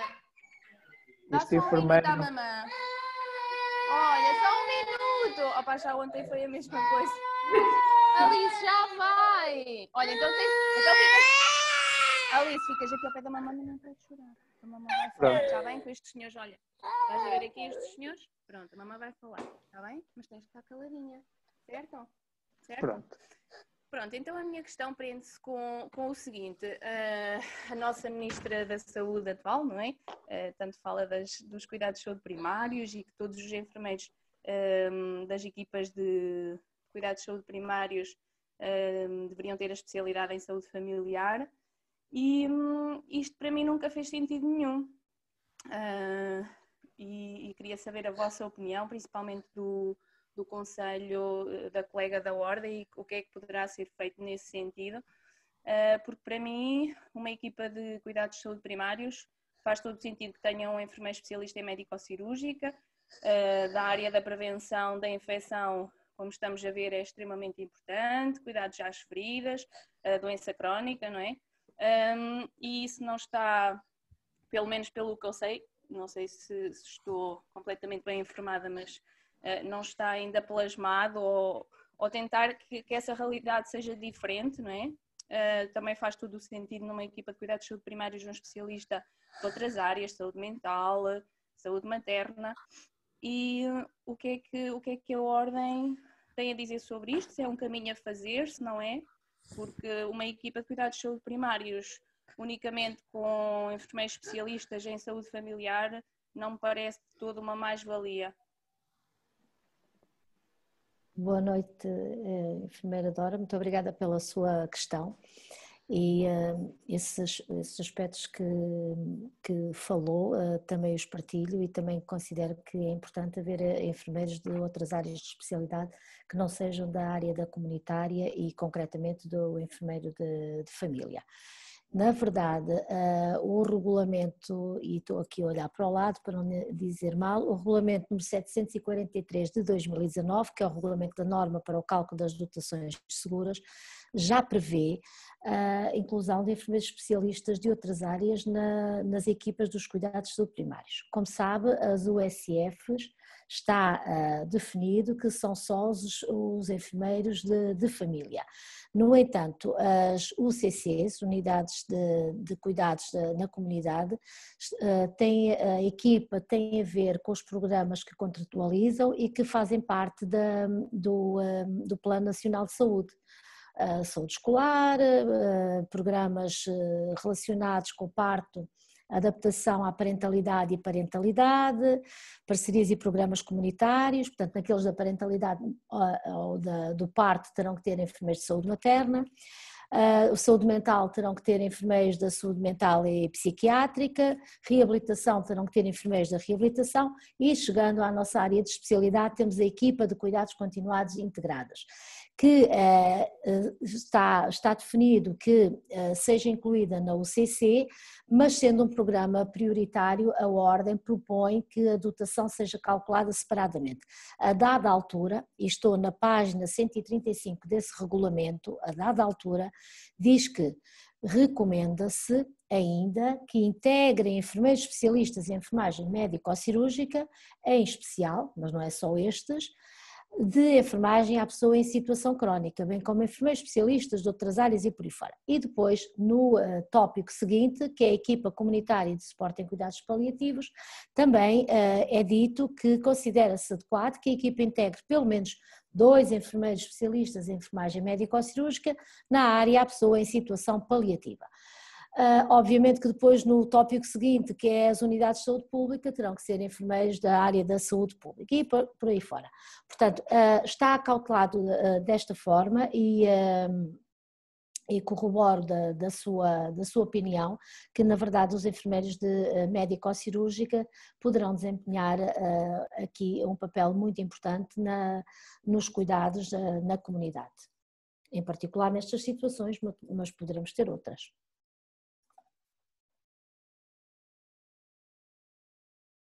Muito obrigado. Penso que a enfermeira Andrea também tinha pedido a palavra para colocar aqui 2 questões, uma dirigida para a colega... Fui, desculpe. Foi esclarecida, enfermeira Dora? Fui. Parcialmente, eu já sabia... Então. Lá está a minha questão, prende-se efetivamente não com as UCCs, não com as equipas de cuidados continuados integrados, não com as equipas de cuidados paliativos, mas sim com a equipa base das USFs, das UCSPs. Eu acho que esse é um caminho também importante. Mas as USPs são unidades de saúde pública, não é propriamente... UCSPs, Unidades de Cuidados de Saúde Personalizados. Cuidados de saúde personalizados e as percebi USPs. Na verdade, quando nós iniciámos o mandato anterior, houve várias reuniões no Ministério, participei a algumas, e na CSS, e esse foi um dos aspectos que mencionamos várias vezes, e que deveria haver outras possibilidades, outras áreas de especialidade, desde logo a saúde materna, a saúde infantil e pediátrica, que seria extremamente importante, e a médico-cirúrgica, porque não, para o desenvolvimento dos cuidados aos utentes e às famílias distritas a essas unidades. E, na verdade, foi sempre defendido que eram os enfermeiros de saúde familiar, ponto.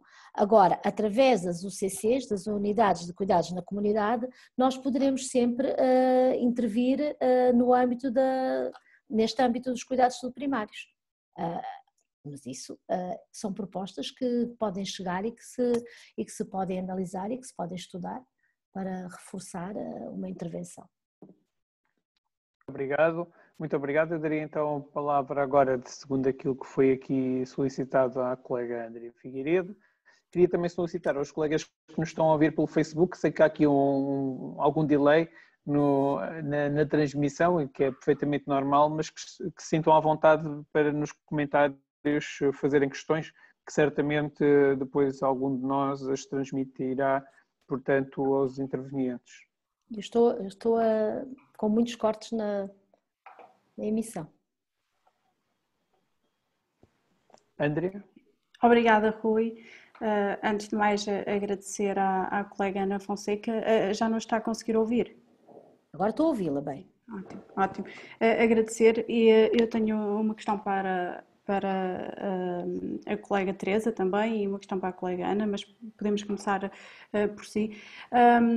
Quando falou que no próximo ano iria deixar de existir as pós-licenciaturas de especialização e passaríamos a ter só o mestrado, eu gostava de saber como é que fica a questão daqueles colegas que neste momento se encontram a fazer apenas um mestrado, que não têm associado, por exemplo, o mestrado em enfermagem médico-cirúrgica e que não têm associado a pós-licenciatura de especialização. Se, entretanto, terminam as pós-licenciaturas de especialização de uma forma isolada, como é que depois estes enfermeiros se poderão tornar enfermeiros especializados? Provavelmente não fui clara naquilo que disse.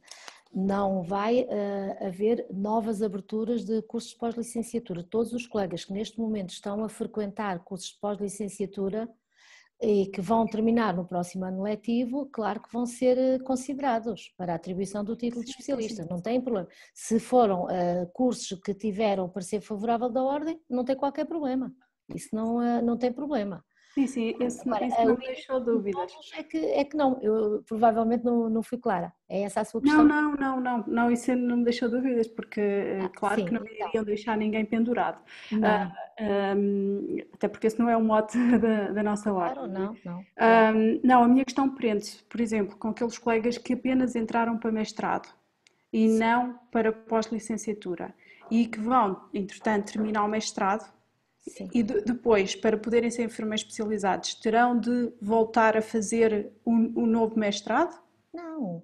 Há escolas, por exemplo, e talvez seja essa a realidade que tem mais próxima e esteja a focar nisso. Há escolas que fazem coincidir o seu plano de estudos, é o caso da Escola de Coimbra, está aqui o Rui que tem essa experiência, que fazem coincidir, Rui, se eu não estiver a dizer corretamente, corrige-me, só favor, grande parte das unidades curriculares são coincidentes no curso de pós-licenciatura e no mestrado correspondente, certo, Rui?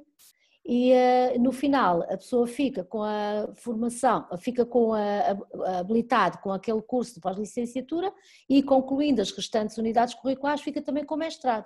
Mas há muitas outras escolas que já não estão a fazer cursos de pós-licenciatura e só têm mestrado.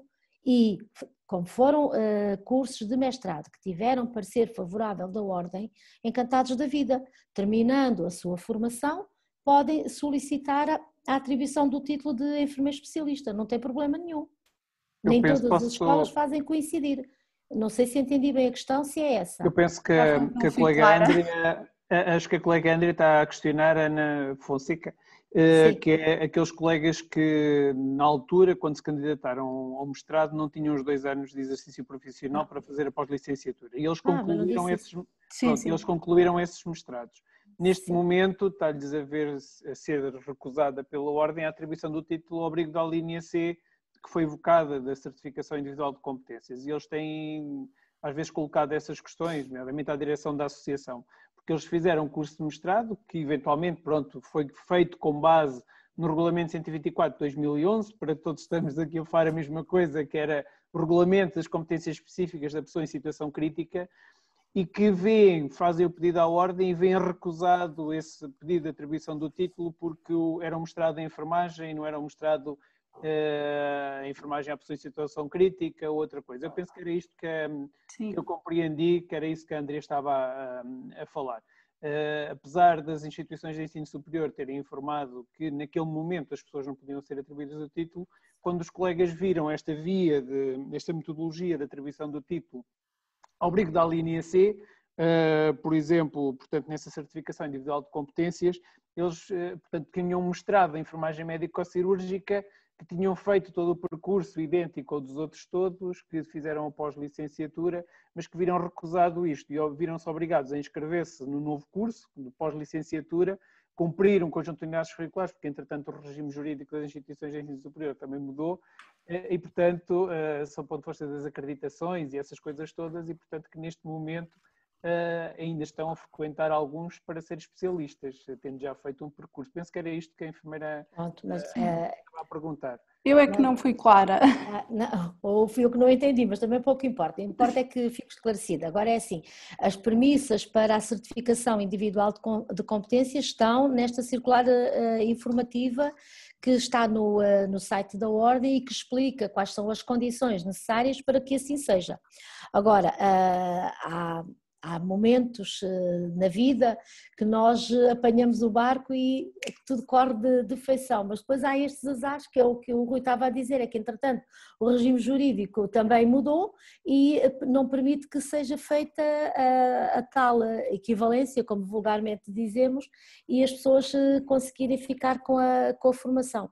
É lamentável, mas as premissas estão definidas e não pode ser, não é feito de outra maneira.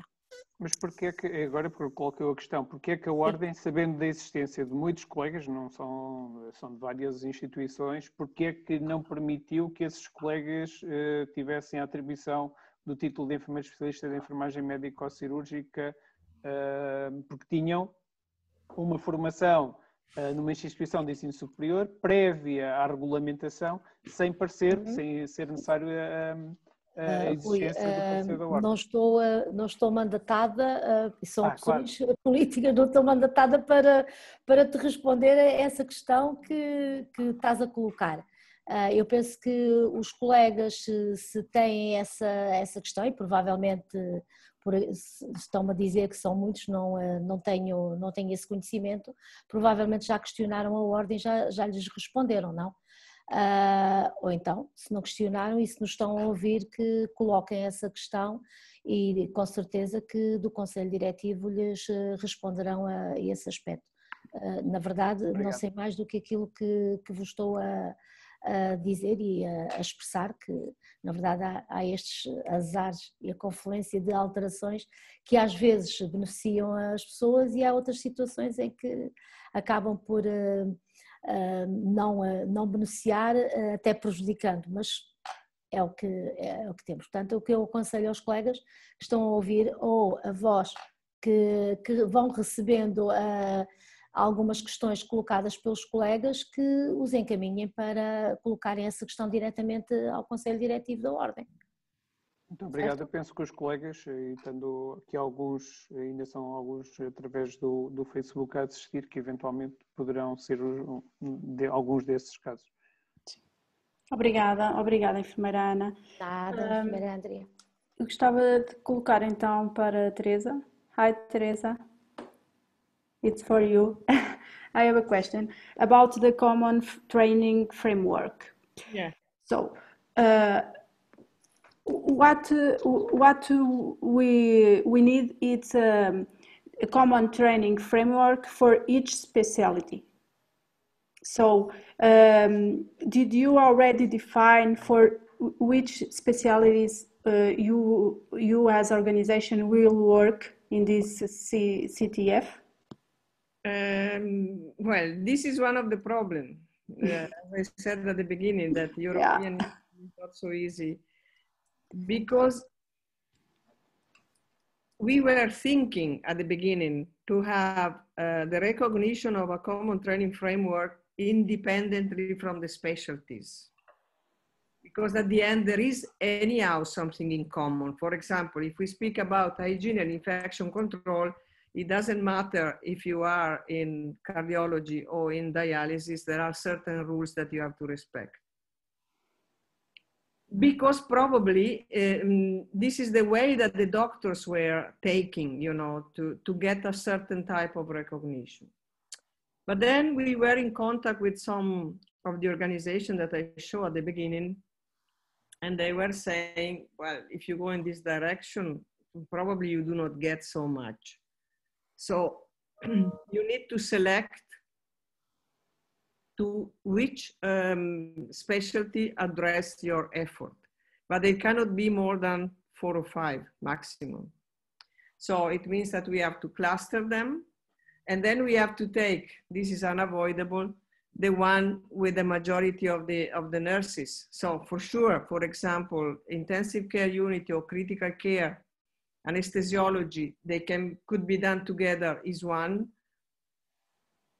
but then you can go also in the direction of diabetes or oncology, because also the oncological association nurses, the number of nurses working in oncology is very high, but we didn't take any decision at the moment, because we also need additional information. The survey that we have done in 2019, so last year, is not enough to really understand what's going on in the countries. We need to have maybe more information about the training program. And we have in mind to do a second round of survey this year, next year, because we are already at the end of 2020, to understand more. And then we can decide the most sensitive or represented specialties and start with it. Because, for example, your Medicina Chirurgia is in Italian, but in Italy, this is not a specialization. It's a general nursing. I don't know in other countries, in this case specific, but you know, there are so many differences and things to understand that is really not easy. Okay, thank you. Maybe we should work and think more in define the specialties about centered in the patient, in the person, and not in the pathology. Maybe I agree with you. Because in Portugal we already do this, so maybe we should consider this in Europe too. Yes. Thank you, Teresa. It's clear for me. Rui, obrigada. Obrigado. Os colegas estão aqui a colocar, no Facebook ninguém está a colocar, estão a fazer comentários e a dar os parabéns. Está aqui o colega José Manuel da Silva Faria a colocar uma questão, não sei se ele quer colocar a questão diretamente.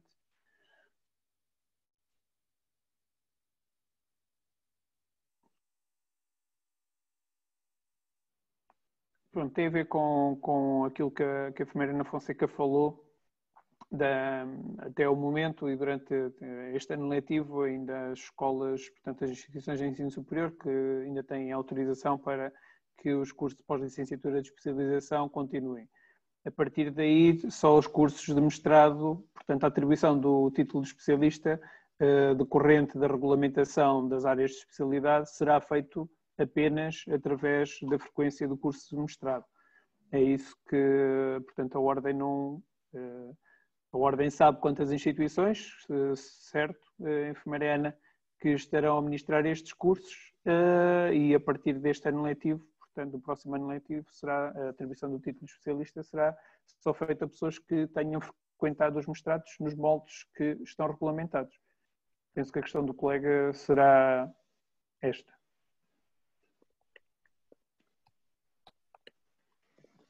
Não tem som, Ana. Agora já estou viva, lá estou.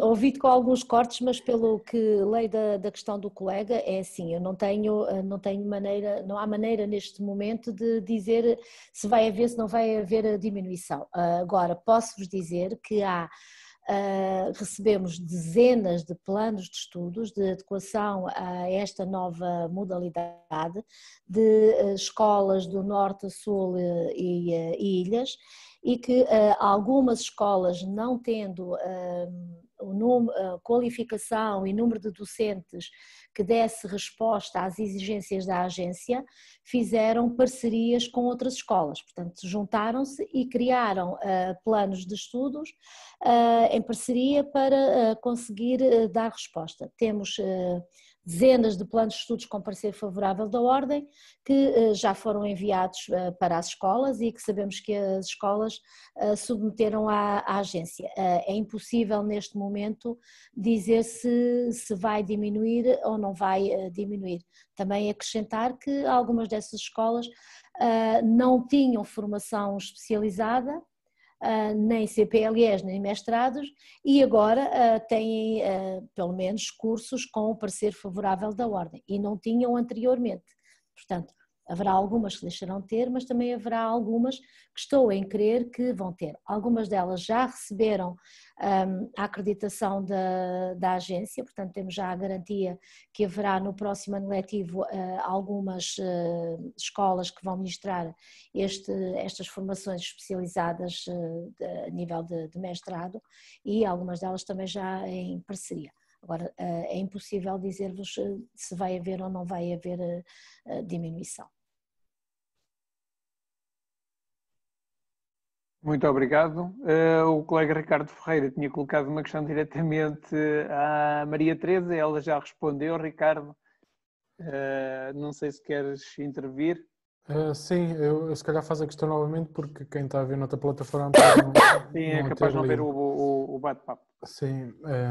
Basically, the question was if a National Association of Health Professionals, but by their statutes, by their bylaws, it's not only for nurses, can be a member of the ESNO.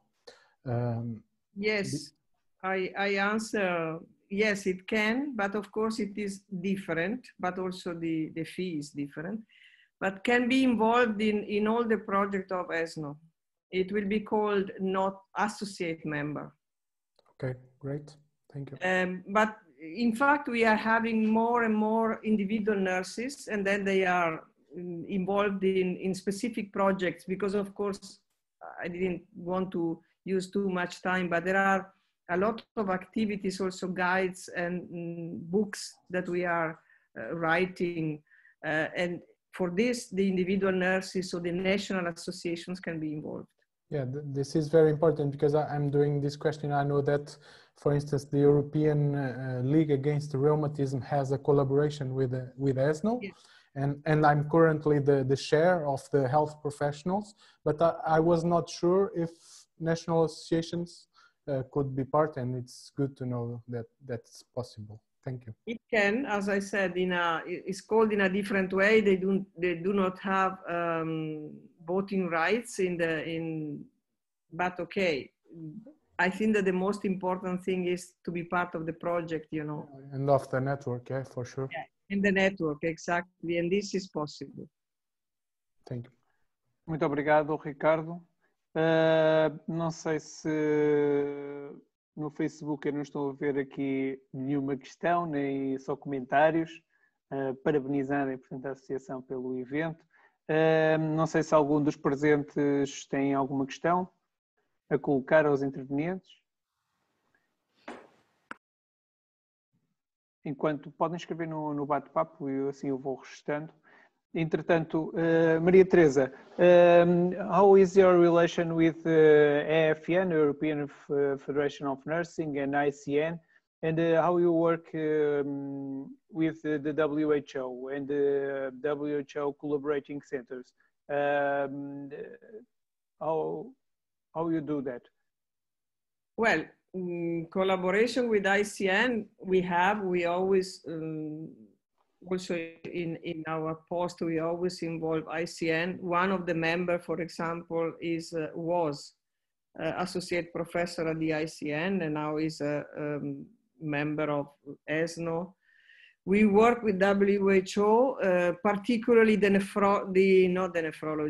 intensive care unit nurses, but we have contact with the nursing now, you know, with all these people, we have contact. In the next Congress that we will do, unfortunately, virtual, because travel limitation, we will have several of these important people participating in a debate related to nursing specialties and development and future.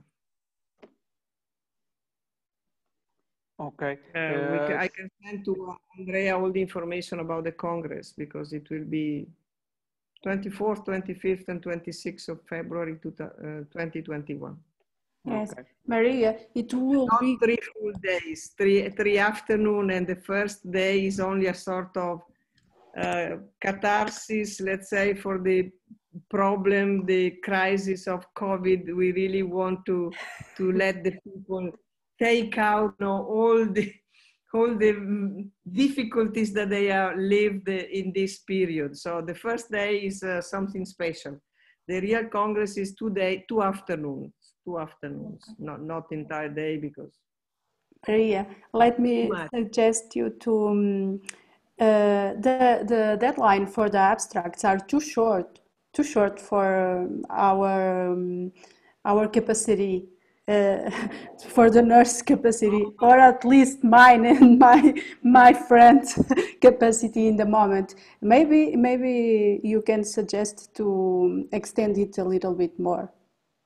Yes, don't worry. So particularly because exactly it will be online, we have more time.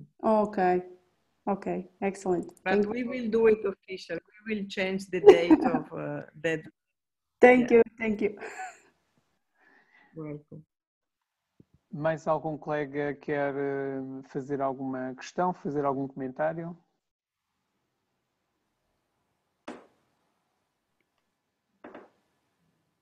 Também já vamos avançados na hora. Também já vamos avançados na hora. Não sei. Eu queria, posso se calhar terminar aqui esta nossa intervenção e depois daria a palavra à enfermeira Andrea Figueiredo para finalizar, portanto, o evento. Agradecer uma vez mais à enfermeira Ana Fonseca pela participação e pela disponibilidade em estar aqui e a expor, portanto, o trabalho desenvolvido pela Ordem nestes últimos anos na diferenciação desta área de enfermagem médico-cirúrgica. E thank you, Maria Teresa, for your participation here. It was very challenging for us. Your questions and the challenges that you put in your presentation makes us think about the future and the integration of the nursing and the workforce for nursing around Europe, not only in Portugal, Spain, Italy, but to all of the countries. I send you a big hug and thank you for your participation. It was a pleasure to meet you. And, thank you. Ok. Agradecer a todos os colegas que aqui presencialmente e à distância, e portanto que nos acompanham através da nossa página do Facebook, dado que este evento está a ser transmitido também em direto para o Facebook. Agradecer a vossa participação. Foi um gosto estar aqui. Eu agora daria a palavra à Sra. Presidente, portanto, da direção, portanto, da associação, no sentido de, portanto, fazer agora um ponto de situação. Andrea, a palavra é tua. Obrigada, Rui. Obrigada pela excelente moderação, sempre de uma forma muito inteligente que te caracteriza. Muito obrigada. Obrigada às nossas palestrantes, mais uma vez, faço as palavras do Rui as minhas palavras. Foram intervenções bastante ricas e tivemos aqui um bom momento de reflexão e de partilha. E se algumas questões aqui não surgiram, provavelmente surgirão nos próximos dias, no futuro, porque com certeza que agora os enfermeiros que participaram nesta conferência vão refletir sobre o que levaram aqui das comunicações de hoje. Antes de fechar, eu gostava de relembrar aqui uma frase que me tocou particularmente, que foi da Maria Teresa. Critical thinking is at the heart of being a good nurse. O pensamento crítico está no coração de ser um bom enfermeiro. E apelar aqui aos nossos enfermeiros especialistas para que mantenham este pensamento crítico. O raciocínio crítico de um enfermeiro especialista é necessário, é insubstituível. E o doente, a pessoa, precisa deles. Nós, enfermeiros, em conjunto, precisamos de manter este raciocínio crítico. É o que nos faz tornar diferentes, é o que nos faz ser mais especialistas, é o que nos faz cuidar melhor e também até contribuirmos mais para a enfermagem especializada e para o crescimento dos nossos pares, só com este raciocínio crítico. E fecho desta forma, agradecendo a todos e dando mais uma vez os parabéns a todos os sócios da Associação de Enfermeiros Especialistas em Enfermagem Médico-Cirúrgica, a todos os nossos elementos dos órgãos sociais. Mais uma vez agradecer-vos a todos. Todos somos extremamente ocupados, mas todos nós damos aquilo que podemos e o melhor que podemos para a associação, e a realização desta conferência foi fruto dessa carolice de todos nós. Muito obrigada. Obrigada, enfermeira Ana Fonseca. Thank you so much, Maria Teresa. I will see you soon, I'm sure. E desejo uma boa noite a todos.